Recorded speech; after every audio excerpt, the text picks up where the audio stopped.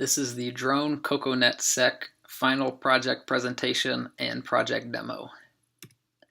The background for this project is that large clusters of drones are going to be very prolific in the near future with plenty of applications in a whole lot of areas such as smart agriculture, surveillance, consumer package delivery, and so on.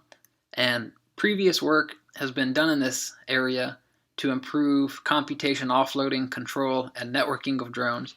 However, a key factor preventing the large-scale use of this technology is that they lack security. And our motivation is that there are plenty of important reasons to maintain the confidentiality, integrity, and availability of these drone networks, such as the fact that they'll generate large amounts of data, they're expensive systems to operate and even get started, and they're very valuable to the people, companies, or governments that deploy them. They're also inherently susceptible to attacks and so on. So our overall aim is to develop a dynamic, lightweight security middleware for ensuring the integrity of these drone networks. A multi-drone system use case can be seen here, in which it's a hierarchical system where drones, edge servers, and cloud computing are all integrated to provide the most efficient deployment of these systems. And the logical diagram of our system is that a user will log in to the drone security portal, which is how they will interface with our middleware in the testbed environment that contains a machine learning model, secure messaging, quality of service measurements, and software-defined networking with Open vSwitch and Floodlight. Our architecture overview is that a new drone will request access to the system, and the machine learning model will initially decide whether it is compromised or not, and notify the SDN control plane of its decision to either let the drone into the operating environment or not.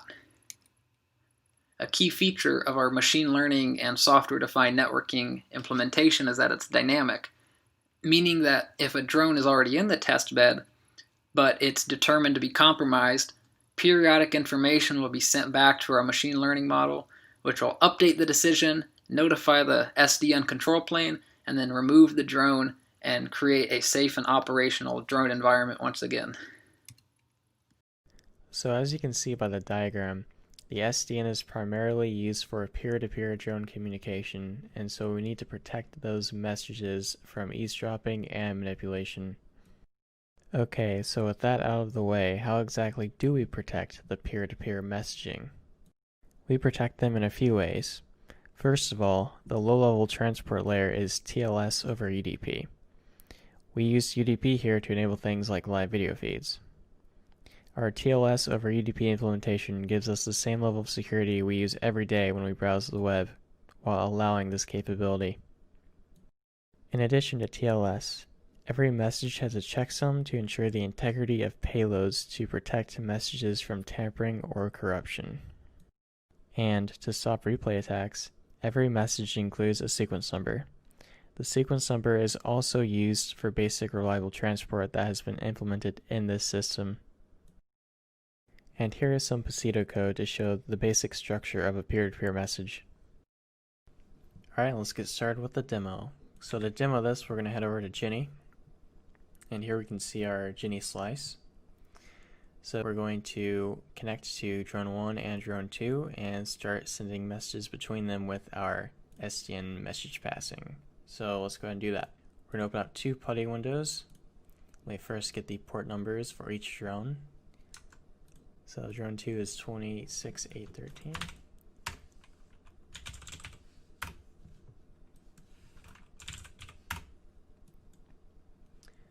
Okay, and we are on drone 2. We have the drone client on here. And then we're going to connect to drone 1, which is 26812.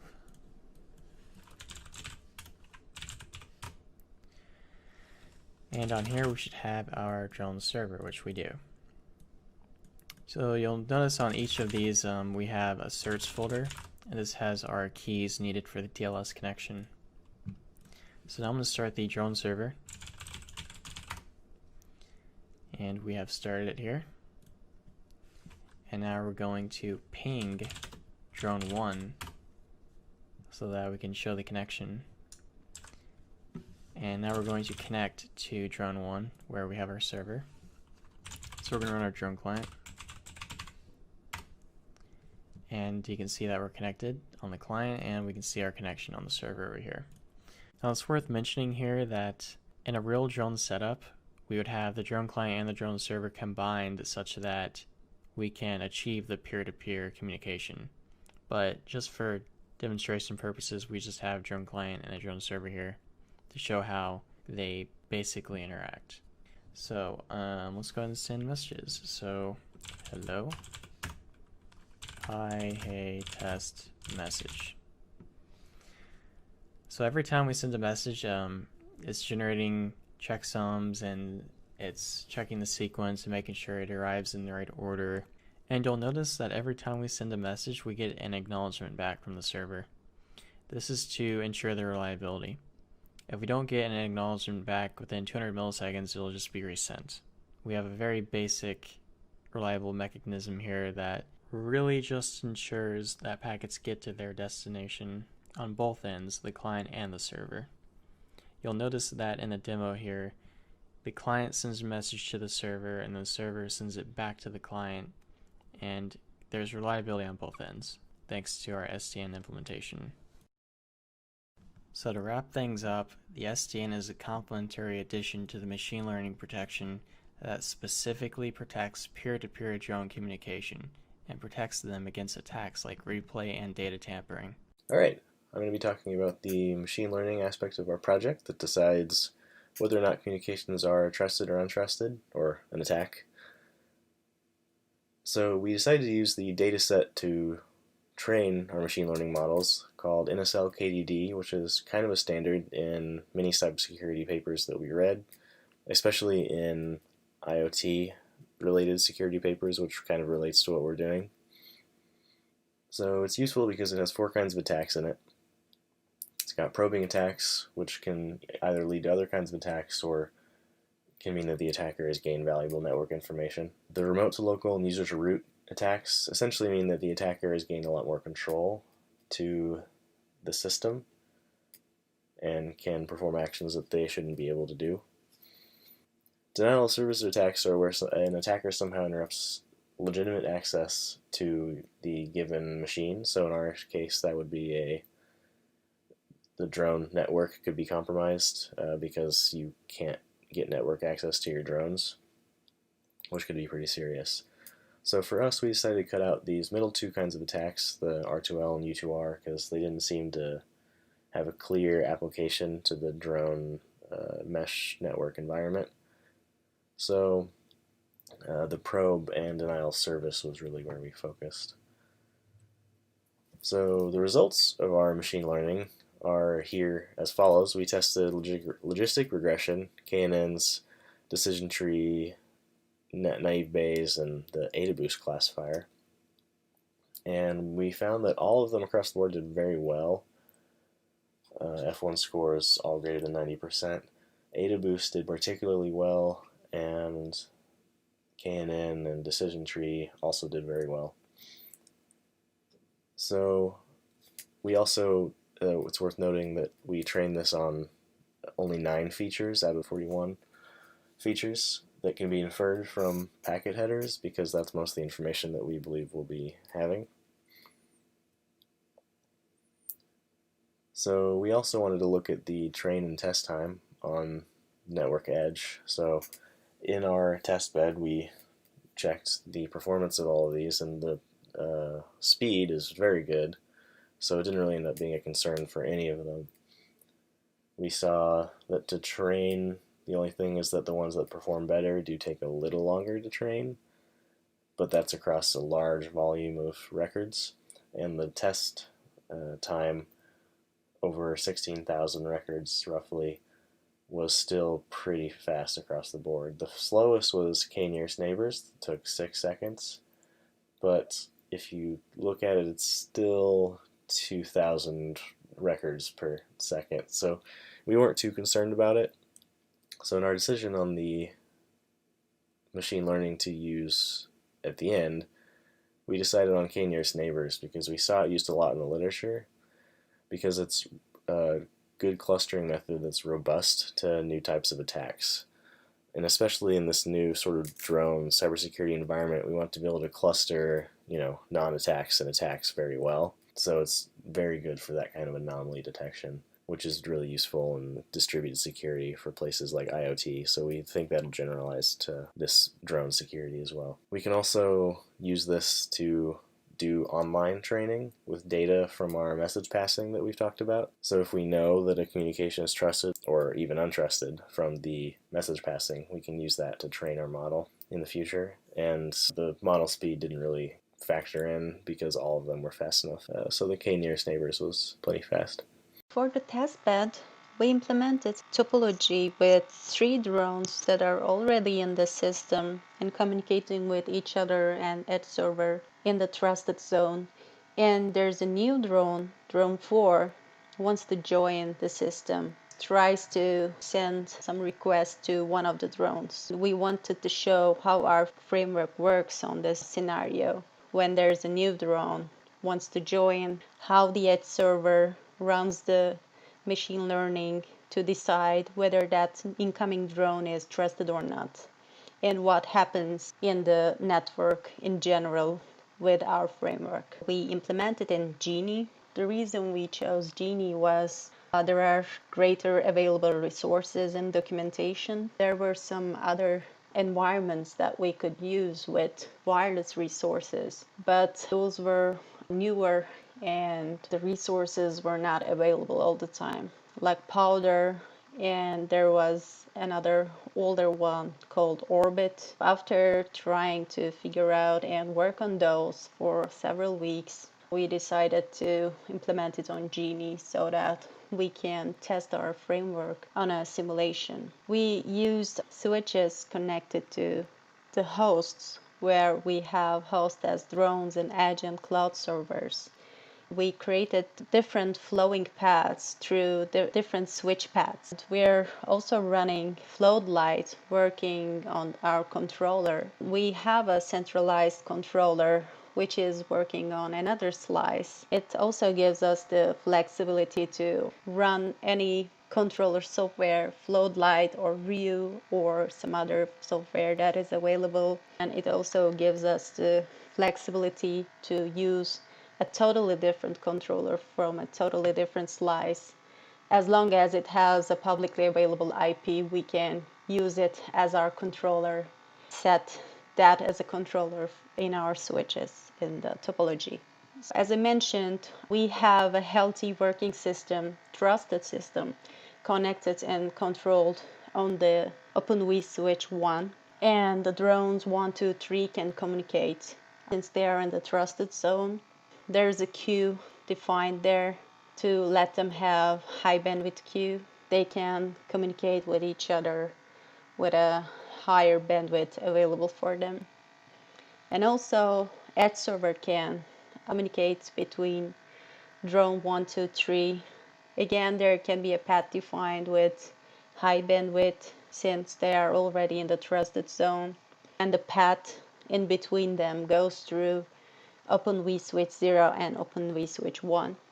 There is also another path from edge to cloud, which can be used further when we need higher computation resources, when we're dealing with high volumes of videos and images. We wanted to have also a cloud server representing a cloud resource. Again, there's a path in between them using Open vSwitch 0 and Open vSwitch 3. And again, we can define a higher bandwidth queue here, like a proxy-like one, so that we can have high throughput and high bandwidth connection between them. The scenario goes like this when there's a new drone wants to join into the system.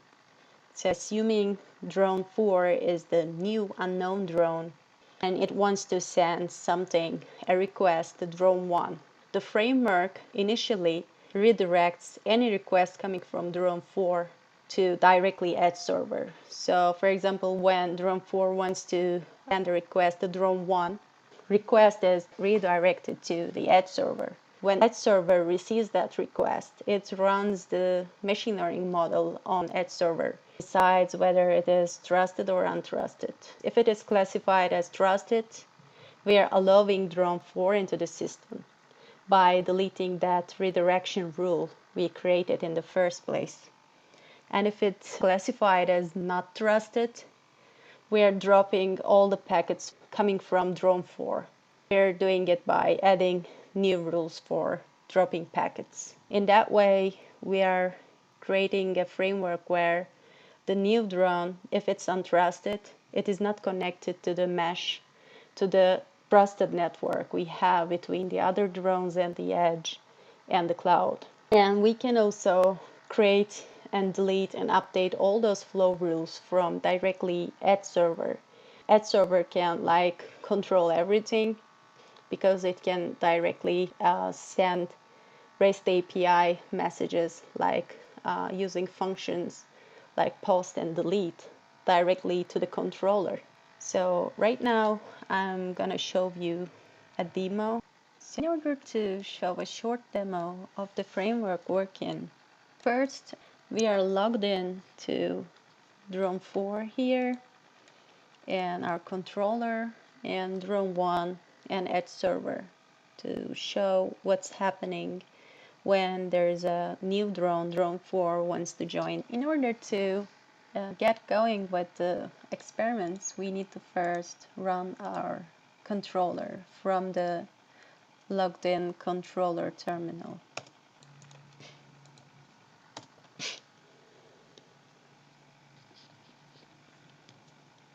Now the controller is running and we are waiting to see that it's running when we see that it's sending packets to the topology. So we are waiting for that. Yes, this one, sending LLDP packets out of all the enabled ports. So when we see this, it means that our controller is up and running and we can continue to our experiments. So from the terminal we are logged into drone 4. We will try first pinging drone 1 without any defined path rules, flow rules. So we can see that we are getting acknowledgements from, and we are able to send our requests to drone 1 directly. We need to first define our redirection rules from our controller as an initialization. So we're gonna create 2 rules in order to do that. One of them will be creating that rule on the Open vSwitch 0, where it's like the central switch in the whole topology. So in order to create that rule, we are defining a flow rule that we're going to use controller. And here we are using RESTful API that Floodlight gives us so that we can define rules and other stuff directly by using commands like this one. I'm going to go ahead and create the rule for the other Open vSwitch on the way, which is OpenSwitch 2, by using a similar rule where we are simply giving the IP address we are waiting to come from. Here, in this case, it's drone 4's IP address. It's 10.10.1.6. And we say that if there's a request incoming from that IP to this IP, which is 10.10.1.1, and it's the IP of our drone 1, we are simply saying that if you see a request coming from this IP and wants to reach this IP, just redirect it to this IP we give, which is 10.10.1.4, and it's the IP of Edge server. So once we have those rules set up, we are again gonna try to ping drone 1 from drone 4 to see what happens. So here we can see our redirection rules are redirecting the pings, the requests coming from drone 4 to drone 1 directly to edge server. So we can see that the requests are received by the edge server. Now, assuming that edge server received the redirected message, and now I'm just gonna use a CSV file. I'm just gonna try an attack now first. Assume that we're having some packets that we want to be labeled as attack by our machine learning model. We are running our model. We're waiting to see that it will just classify this incoming request as an attack, and it's going to, as you see, it was predicted as 1. It started dropping. Here in the script, we are basically just adding 2 near flow rules to our controller from our controller, but just calling the commands remotely by just using the publicly available IP of our controller from the edge server. So these 2 rules are drop packet rules that are defined as whenever we see anything coming from drone 4 to drone 1, now those packets are dropped. In order to see that, I'm going to ping again from drone 4, drone 1. And we are expecting to see nothing because all the packets are dropping now. They are not redirected to edge server anymore, and they cannot reach to drone 1 since we have those drop rules. Another scenario I want to show is when we have a normal flow, when we have an incoming request from drone 4, which is not an attack, so we don't want it to be labeled as an attack by our machine learning model.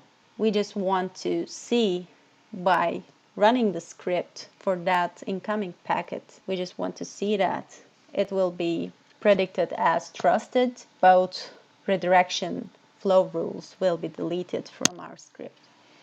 First, I'm going to go into the controller to delete both dropping flows that has been added by the edge server when we had an attack. After I delete those 2 flow rules that are dropping the packets, currently now we have those 2 flow rules still there that are redirecting our packets. We can check it again by pinging drone 1 from drone 4, and as you can see, they are redirected again to edge server. Now we want to go to edge server and run our script on a normal flow. We're expecting it to delete both flows, flow 1 and flow 2, that were redirecting packets coming from drone 4. As you see, the prediction was 0, so it means it was classified as trusted. We are deleting the redirection flows, and it means we are adding the trusted drone to our mesh. Drone 4 will be able to ping drone 1 directly. As you see, now it can send requests to drone 1 directly. For the user interface, we just wanted something easy to use that would let you keep track of the drones that you have and the requests to join your drone swarm. We provide a way to look through the components of each request and to manually approve and reject requests. Additionally, we have provided a drone mapping function. This is a path from a CSV that we were given. And it visualizes the drone information. This map was generated from a drone flight information CSV that Cheng-Yi and Alicia gave us. The code could be edited to display any information in that file for any point along the path. Additionally, we provided a pretty simple way to review system logs. Now that you've seen the testbed that allows us to simulate drones, our SDN message passing implementation that handles secure communication between drones, the machine learning that helps decide whether a new drone is trusted to enter the software-defined network, and the UI to show the status of drones in the network and incoming requests, I can quickly cover our conclusions, lessons learned, and future work.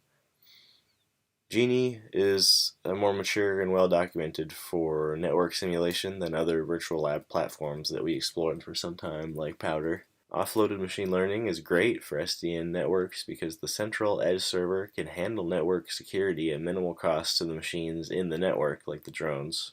We learned a great deal here about networks, SDNs, and Genie, as well as the various attack surfaces and considerations in multi-drone security. In the future, we want to be able to identify what class of attack is happening so that we can leave the action for the user to take for more complex scenarios.